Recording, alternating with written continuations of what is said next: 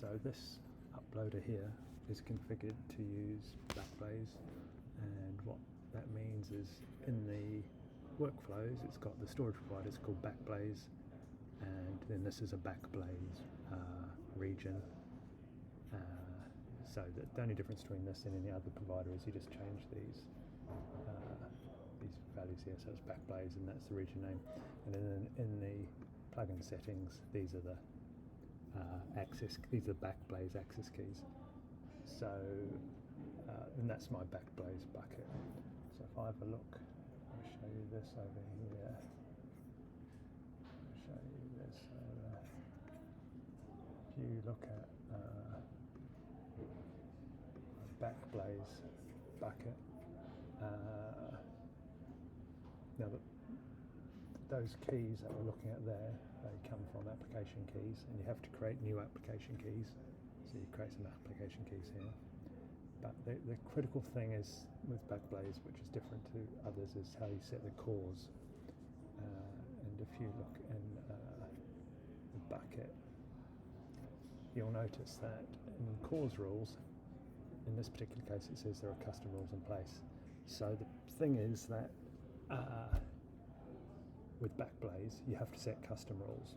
You can't, no setting I've found updated through here at this time, 22nd of March 24, you can't update the cores rules because you need to set the operation, not just the origin.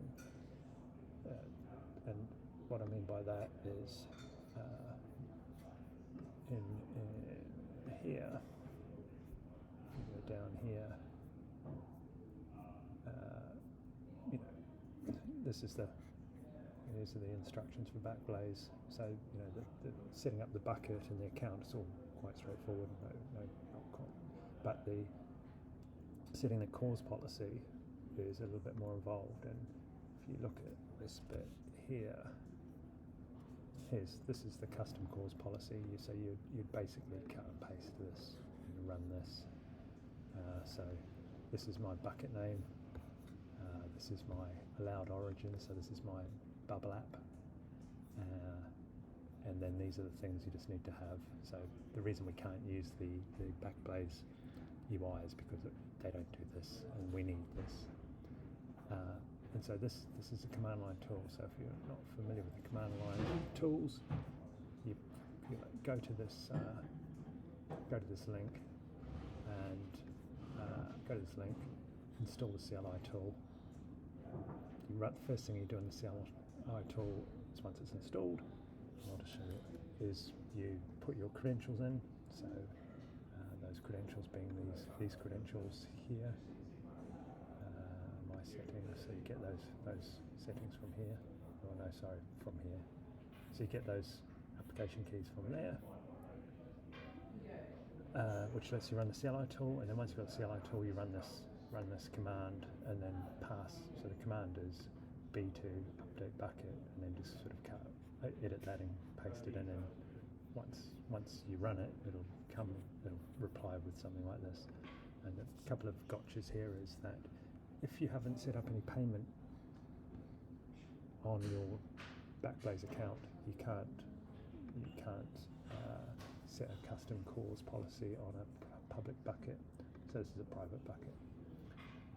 And if you haven't, so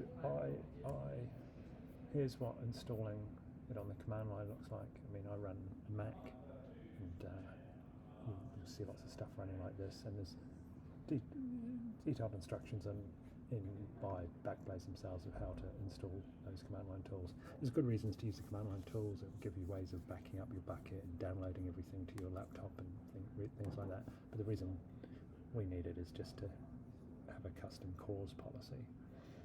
So there's good. I mean, it's worth the pain of setting up Backblaze. It's one of the cheaper providers. Here it's got very cheap egress and ingress, even compared to Wasabi. So it's worth it, I think.